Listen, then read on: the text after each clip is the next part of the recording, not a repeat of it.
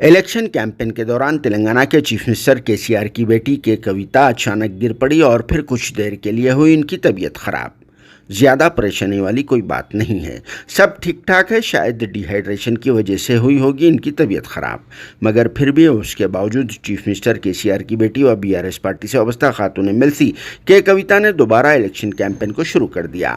जी हाँ, ये खबर है जगतियाल डिस्ट्रिक्ट के इटकी आलमे की, जहाँ 18 नवंबर हफ्ते की सुबह को बीआरएस पार्टी से वाबस्ता एमएलसी के कविता रायकल असेंबली कॉन्स्टिट्यूंसी के MLA candidate doctor Sanjay Kumar की कामयाबी के लिए इलेक्शन कैंपेन को चला रही थी। जहां बीआरएस पार्टी से वाबस्ता एक खातून लीडर डॉक्टर संजय कुमार को कामयाब करने और कांग्रेस पार्टी से वाबस्ता एमएलए कैंडिडेट जीवन रेड्डी को हराने की अपील भी कर रही थी।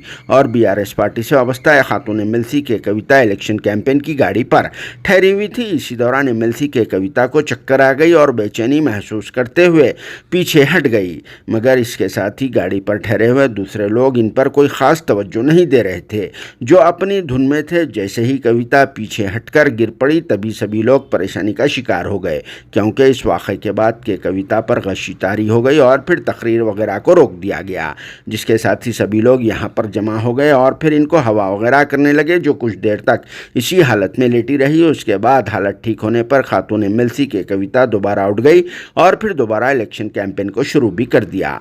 बताया जाता है कि पिछले कुछ दिनों से बीआरएस पार्टी को तेलंगाना में फिर से एक बार कामयाब करने के लिए back to back election campaign करने की वजह से के कविता की हालत पर इफेक्ट हुआ होगा और फिर वो डिहाइड्रेशन का शिकार हो गई।